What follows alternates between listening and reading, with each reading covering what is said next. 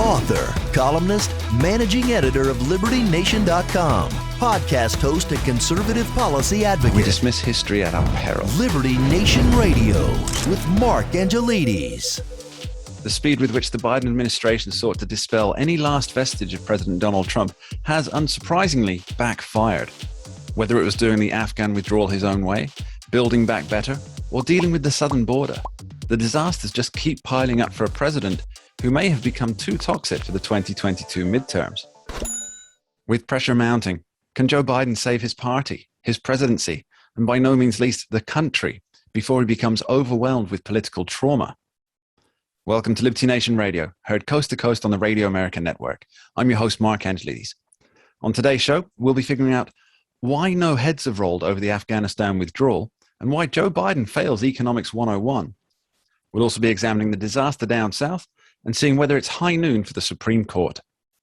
I'd just like to take a moment to send a very special hello to our listeners out on KXYL in Brownswood, Texas on 1240 AM and 102.3 FM. Thank you for being here. Remember, this show is proudly sponsored by LibertyNation.com, where you can access podcasts, breaking news, analysis, and a range of biting and brilliant shows to whet your appetite for freedom and your fondness for the great American Constitution. Let's get started. The fallout from the Senate Armed Services Committee hearings has been a mixed bag, to say the least. With both Senate Democrats and the Fourth Estate running cover for President Biden, it seems that there will be accountability for all, except perhaps for those actually involved. Now it's business as usual in the swamp, and as we all know, the swamp protects its own. Well, here it helps find the cracks in the facade and figure out exactly what was not said out loud. We're joined by retired U.S. Air Force pilot, author, and former Deputy Undersecretary for Defense Controller, Dave Patterson. Welcome back to the show, Dave. Thank you, Mark. Good to be with you. So, Dave, you watched the Senate hearings. We had the Democrats trying to run cover for Joe Biden and the military chiefs trying to tell us that there was no blame at all.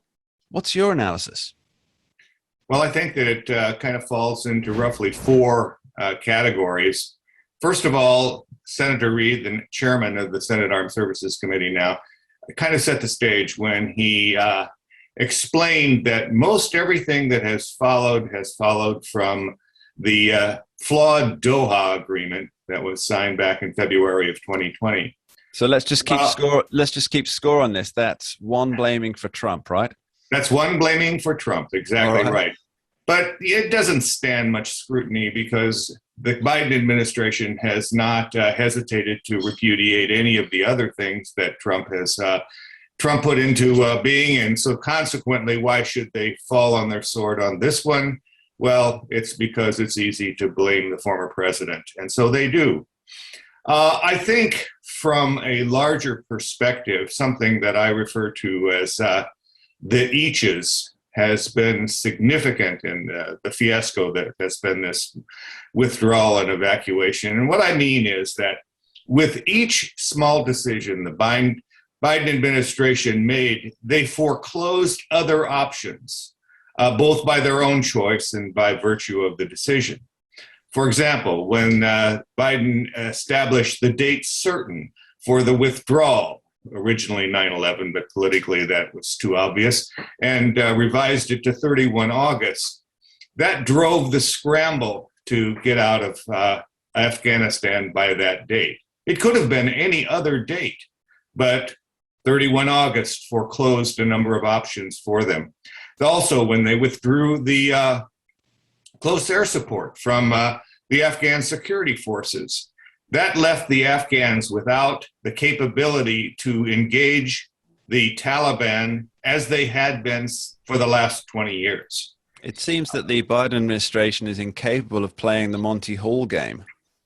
Exactly right. And, you know, when they decided to close Bagram Air Base, they foreclosed options for two bases from which to withdraw their forces and the Americans. So I think that with each of these small decisions, they contributed to the overall fiasco that turned out to be the withdrawal and evacuation.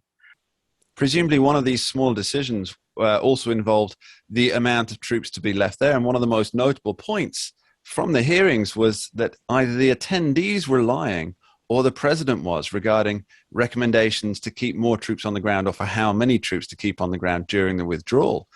How to make sense of that contradiction?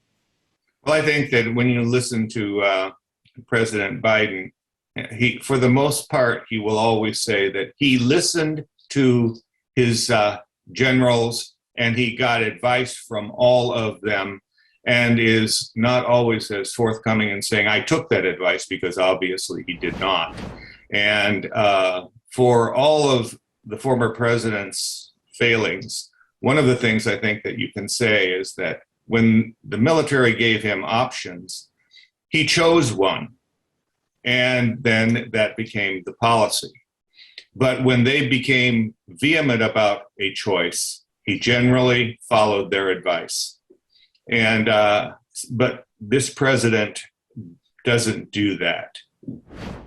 Okay, now I think one of the few concrete statements that came out of the whole affair is that Democrats want to start up a long-ranging commission to examine every aspect of the 20-year engagement from the start to the finish. Now, I may be showing my political naivety here, but in real terms, does this mean just to shove it down the road and fill it so filled with paperwork that no real answers will ever be forthcoming? Mark, in the swamp, there are two ways in which you minimize the impact of events. One is to make it so small that nobody cares much about it. The other is to make it so large that no one can get their head around it. And that's what they have done with this idea of the large omnibus look at 20 years of Afghanistan. I mean, for 20 years worth of data at the highest level of government, this is years upon years of work and potentially millions of pages of reports that it's, as you say, that it's making it so big that nothing can be taken out of it. Now, Dave, we hear about the word accountability, and we heard that at the hearings more times than I could really count. Now, in your opinion, will anyone ever actually be held accountable for the mess? And if so, will it only be at the ballot box? I imagine that in the end that someone will be held accountable for some small portion of this overall travesty. But in the end, in a democracy, you make your point at the ballot box for sure. And I think that when you look at how the Biden administration deals with just about every issue, they provide you with this logical fallacy called the false choice. And the false choice at Bagram, for example, was, well, once we went below 2,500 people, we just couldn't use Bagram anymore as a base. Well, who made the decision to go below 2,500? You did. You could have changed that.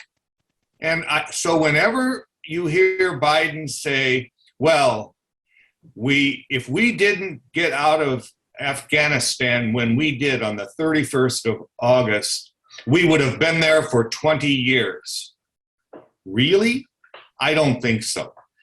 So you have to be aware that that's how they govern. They govern by the logical fallacy of the false choice. Now, Dave, one final question, if I may. I think it's apparent that the media is only too happy to go along with bolstering these false choice fallacies that you mention.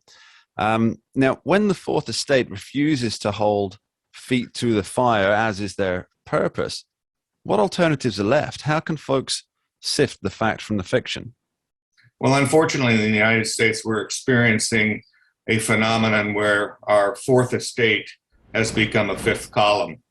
And quite frankly, you have to be very careful about who you listen to, and it drives the American public to do much more of the analysis themselves and dig into the issues. Unfortunately, we're left by progressives with an education system that doesn't always value that. Dave Patterson, thank you ever so much. Thank you, Mark. Always good to be with you.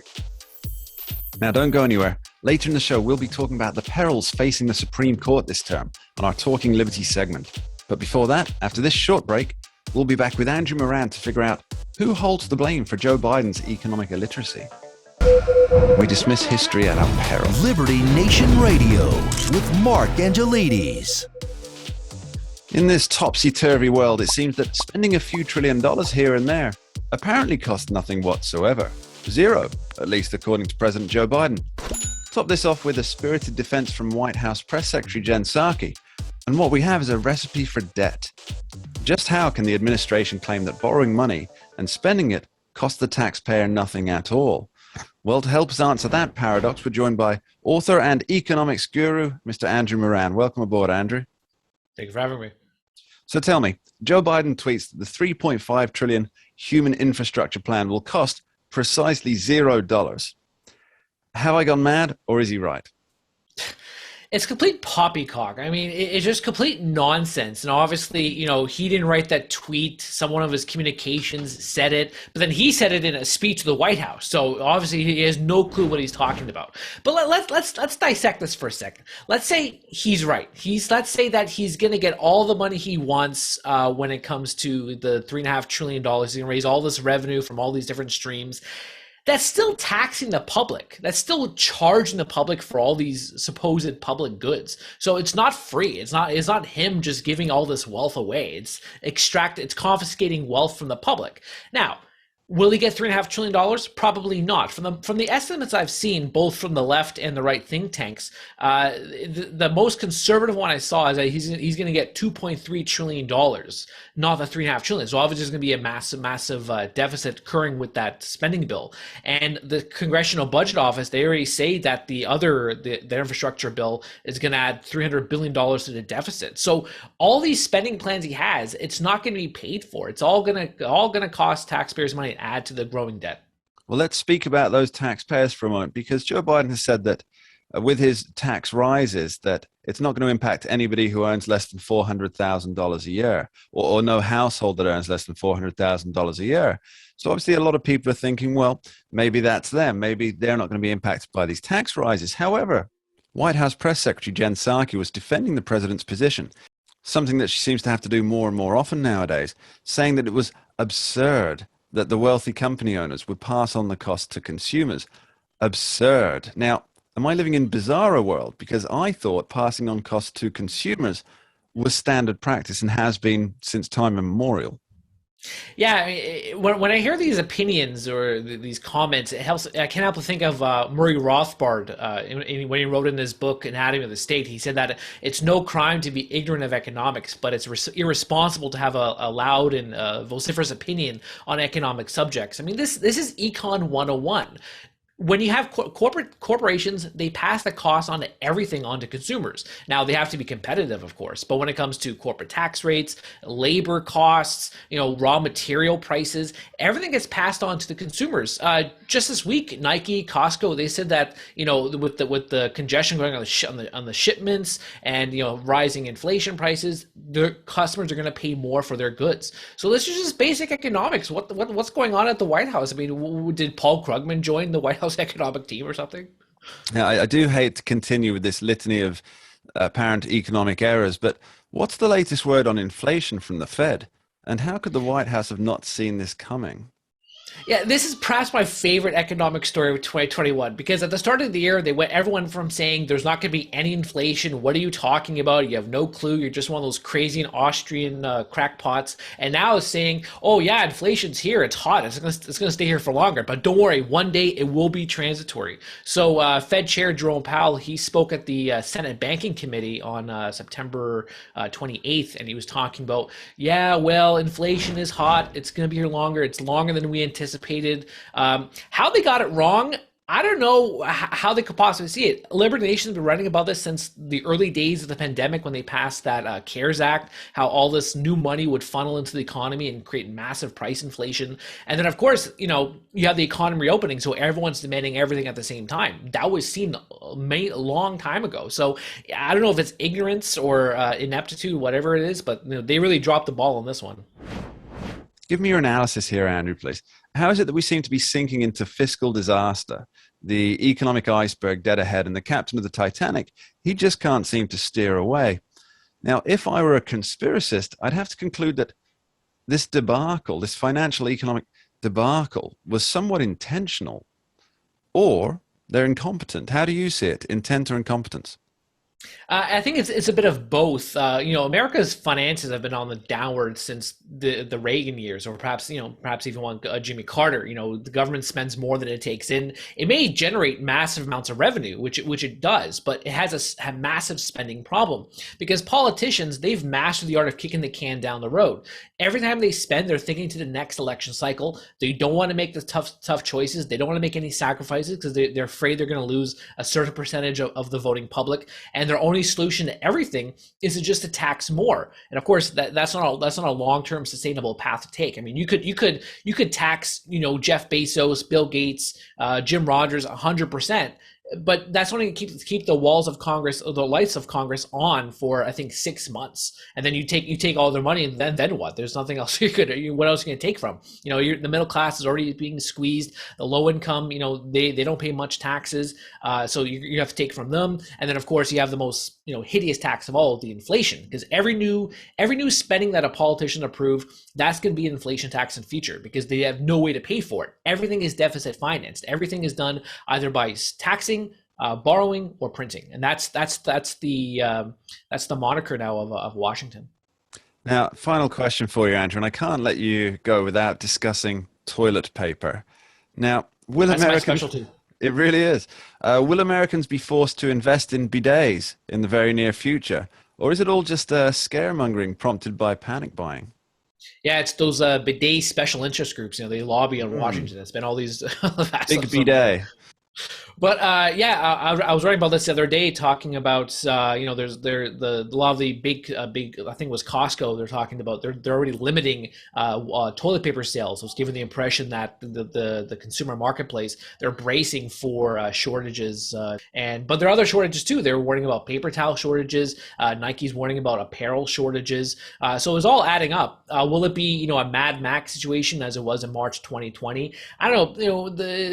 When I see for instance, there's a saying among investors that if it hits CNBC or the Wall Street Journal, it's already too late. So when CNBC, when they're starting to report on this toilet paper shortage, it gives me an idea that it's not going to be as bad as they say, because last year nobody saw it coming. Nobody saw this toilet paper shortage coming. CNBC wasn't talking about it, and then it just happened out of nowhere. And then a few months later, CNBC was saying another toilet paper shortage is coming. It never did. So I think it's just a wait and see approach. In the meantime, get your bidet installed, stock up on your toilet paper, or use, as I did at March 2020, use some Kleenex. Andrew Moran, thank you ever so much. Coming up soon on the show, we'll be asking whether SCOTUS can win, or is it doomed to be the whipping boy of the left and the right? But next up, we're casting a light on what happens down Mexico way as the border appears to have just plain disappeared. You're listening to Liberty Nation Radio, heard across the Radio America network from our flagship station in the nation's capital, WWRC in Washington, D.C. And this week, we offer a special thank you to those of you listening on KBKW 103.5 FM, the talk of Grays Harbor, Washington. We dismiss history at our peril. Liberty Nation Radio with Mark Angelides. In a case of political Murphy's Law on the border, it seems that everything that could go wrong has gone wrong. Not just this latest debacle with thousands of Haitians, not merely the more than 1.5 million illegal migrant encounters this year alone. Cages, child abuse, trafficking, rape. It has become one of the most dangerous places in the country, and yet no plan exists to fix it. People are beginning to ask, is border security a thing of the past? And are these constant problems just a circuitous route to open borders? Well, helping us answer these questions is Liberty Nation treasurer, national columnist, Miss Sarah Calgill. Welcome aboard, Sarah. Well, it's good to be here, Mark. What's going on today? Well, I have questions to ask, and questions aplenty. So the first one is, all of these problems and no solutions. Is this really just open borders by the back door, or am I being paranoid? You might be paranoid, but you might be right. I mean, being paranoid just means you're worried about something. So I would say that whether it's their intent or not, we have a porous, open border along at least 3 of our states right now. Is it intentional? To some degree, some of it would be intentional, but they can't handle the load. They know they can't handle the load, and this administration is backpedaling trying to please progressives on one side, please Americans on the southern border on the other side, and somehow handle it. They've made a complete mess of this whole mess. I mean, they took what was almost under control and have just screwed it up to the point where good luck. You've irritated and alienated your own border patrol. You have told we're not going to finish the wall. That was the latest thing. Not going to finish the wall. We're not going to plug the holes. That's what Border Patrol has been doing, plugging holes in the wall on after shift. You've got people, taking Haitians who really probably really do deserve a bit of a relief and maybe some refugee status, and cattle carring them into planes and shipping them back home. But then you still got thousands of people heading this direction and thousands of people sitting there, others just going through the holes. So this is a complete debacle. Well, it seems that back in July, President Biden put together a plan. It was a 21-point plan for border control. Is this what following the plan looks like for the Biden administration? The plan was 21 bullet points that said, create a group to look into this, create this. It was all about creating task force and reusing different resources, like pulling people off the border and finding other ways, to protect the border. And it's really, if you go back and look at it today, it's basically a blueprint of what not to do.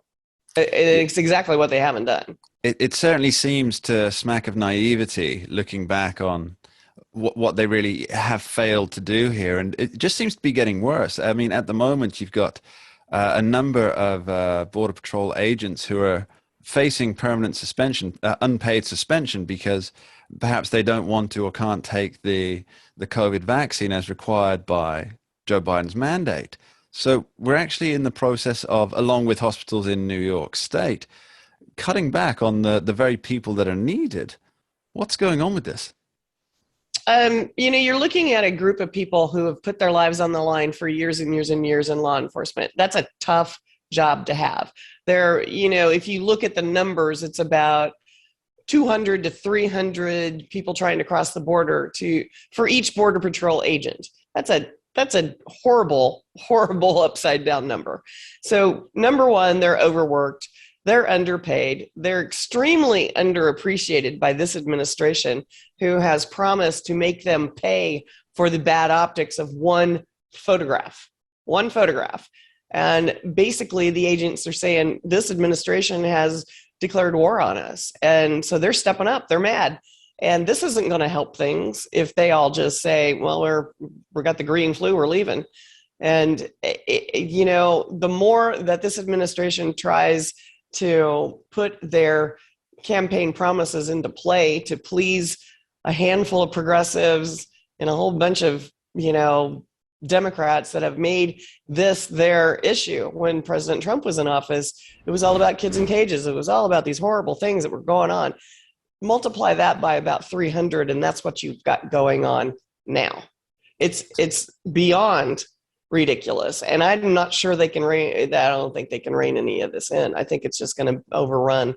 And you've got Governor Greg Abbott in Texas, who's saying, "Look, if those agents get fired, state of Texas will pick it up, and they will be back on the border, and we will secure our border." So, why isn't this the biggest news story of the year? The complete collapse of the southern border. And yet it doesn't even get mentioned on the front page. Because it's worse than it was in 2020. It's so much worse. And everybody campaigned on getting Trump out of office by how mean he was. You can't go back. You went from kids in cages in the Obama eras, who built the cages and put the kids in cages. Trump just kept putting kids in cages. And then you have them put in shipping containers. So really, what's the difference between a kid in a cage and a kid in a shipping container? And so you've got those optics. They can't report on that because that's worse than what it was. They can't report on the conditions at the border now because it's worse than what it was. It was supposed to get so much better. It was supposed to be the humanitarian relief that everybody was looking for. Oh, let them all in. Let's vet them fast. Let's get them in and out. It's so screwed up down there. They can't report it. If they report it, they all look like they were complicit Sarah, So are you they have to suggesting that, just ignore it. are you suggesting that the fourth estate would purposely ignore stories just to protect their reputation? I'm suggesting that. I'm not suggesting that. I'm telling you that's what's going on. I thought that's what it was. Not really Right a now, suggestion so much as a declaration of what the heck, guys. Come on, report the news. it seems to me that perhaps neither side really wants to fix the immigration system completely. Since I was a wee young whippersnapper, I've heard politicians on both sides of the Atlantic talk about fixing our broken systems, because this is not just a problem in the United States. We have a similar issue in the UK with dinghy migrants or boat migrants, up to 1,000 a day just landing on shores coming from France. Recent reports suggest that DACA is making a comeback. Now, we also know that Joe Biden wants a form of amnesty or green cards, upwards of 8 million individuals, I believe. And there's obviously, as you mentioned, there's a sign above the southern border saying open to all, come one, come all. Now, there's an old saying, Sarah, and I'm sure you've heard it: a country without borders is no country at all. And it makes me wonder, when is enough immigration enough?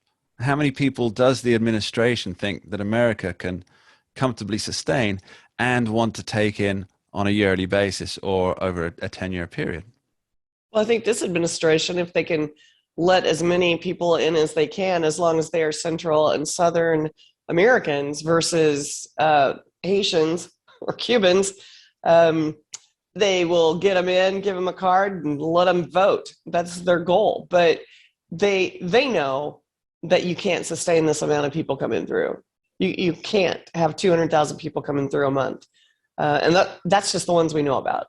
So they know it's not sustainable. They're trying behind the scenes to come up with a way to get people to stop coming there, and they're trying to figure out how to vet as many people as possible. Now, the other thing is with DACA, if you will remember, Trump was trying to grant amnesty to a good chunk of the DACA people, and the Democrats blocked it. So now they're going to give amnesty to everybody. It's, we could have been doing this every year, a little chunk, bring them in, get them settled, bring them in, get them settled, instead of let them run loose. And holy moly goodness, we've got 8 million people trying to get in here. So I think if you had, if we had just taken on a more of a legitimate approach, they could just, feather them in, so to speak. And instead, it's just this country can't handle just all of a sudden a whole bunch of people on welfare. It just can't. We are so broke right now. It's ridiculous. Sarah Cowgill, thank you ever so much. Thank you, Mark. Right after this short break, we'll be talking liberty with Scott Cosenza. Why can't the Supreme Court catch a break?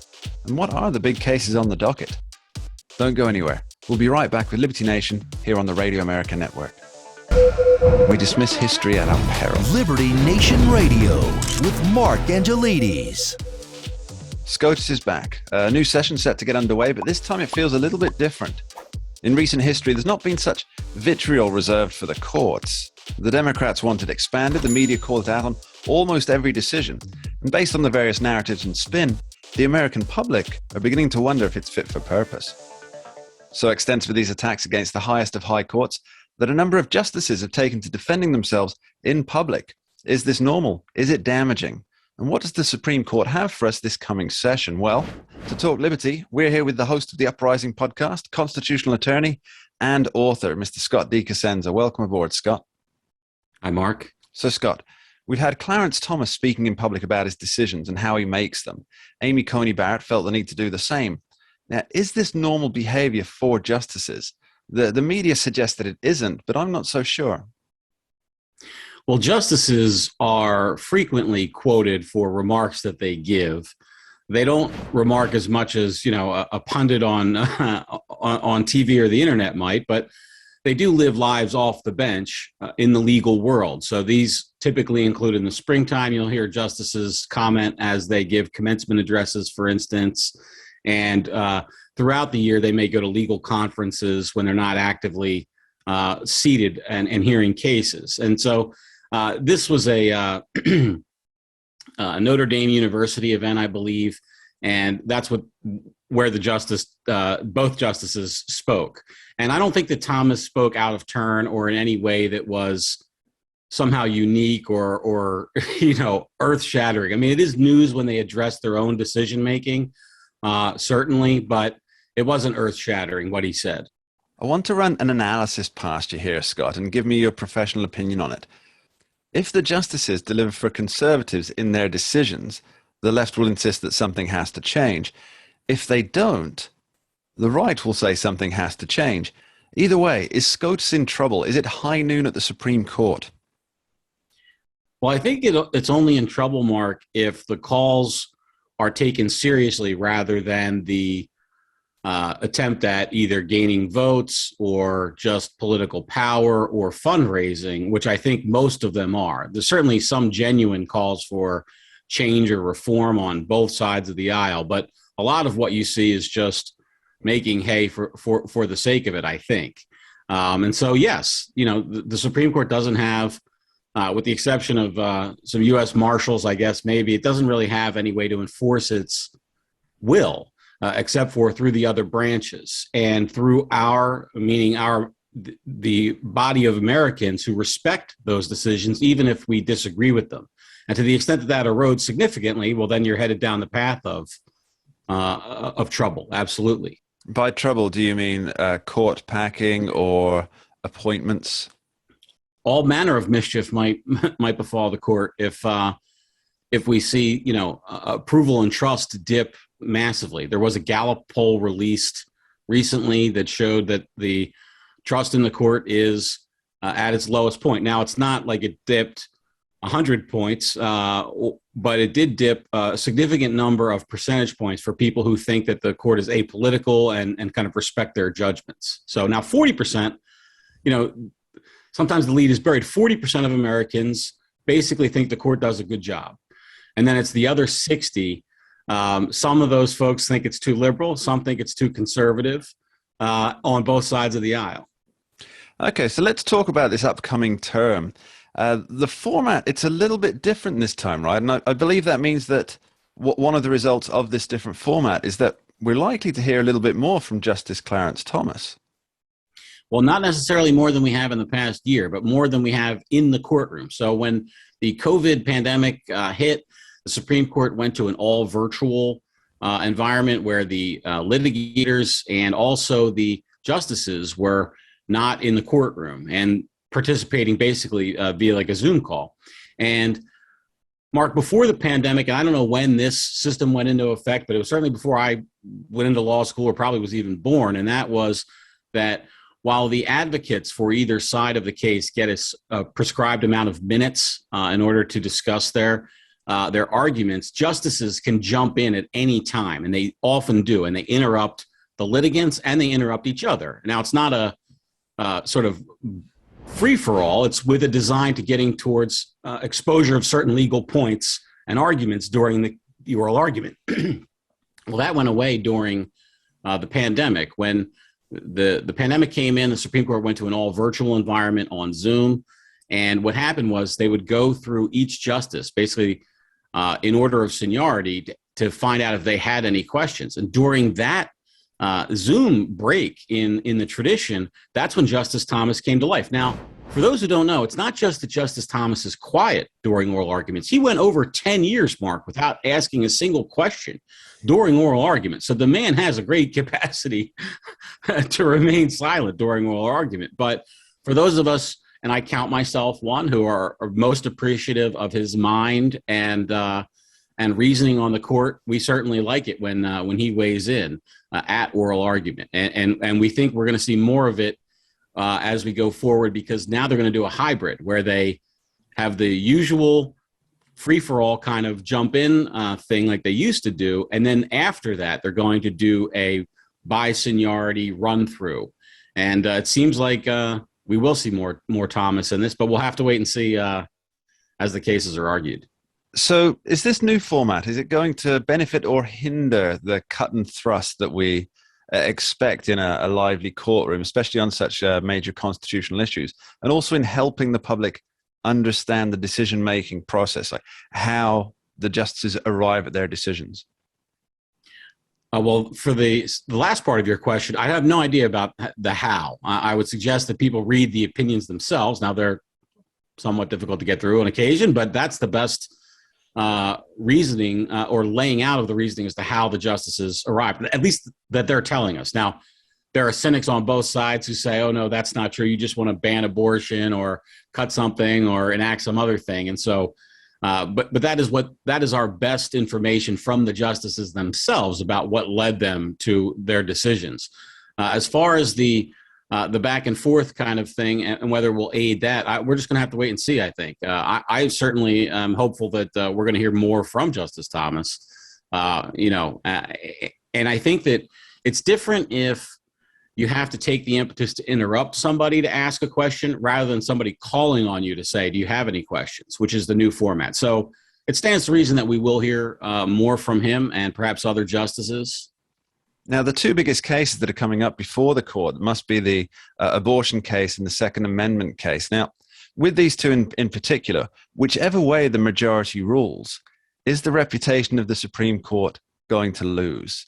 And if so, is it because the public fundamentally misunderstands the role of the court or some other reason? Mark, to the extent that the public doesn't understand the role of the court, I think they're misinformed by the media, sadly. And, let's take this abortion and guns are certainly two of the cases and issues that I'm following most closely. Let's take that abortion issue for a moment. We recently had a situation where the Supreme Court rejected a motion for a stay to stop the implementation of a Texas abortion law. Now, what the Supreme Court didn't do was hear that case. And what I mean by that is when they hear a case, they accept briefs, they examine the arguments, they have oral arguments, and then they deliberate over that, and then they issue an opinion. That's not what happened. This was more like an emergency application. But I think if you look at the headlines and the popular big box media treatment of this issue, for most folks who are skimming these issues and not reading, 5 layers down, they just see the Supreme Court ruled that this was an okay law. Well, when you peel back the onion, you find out that that's actually not the case. What they said was they weren't going to grant this injunction, but they weren't ruling on the propriety of the law itself.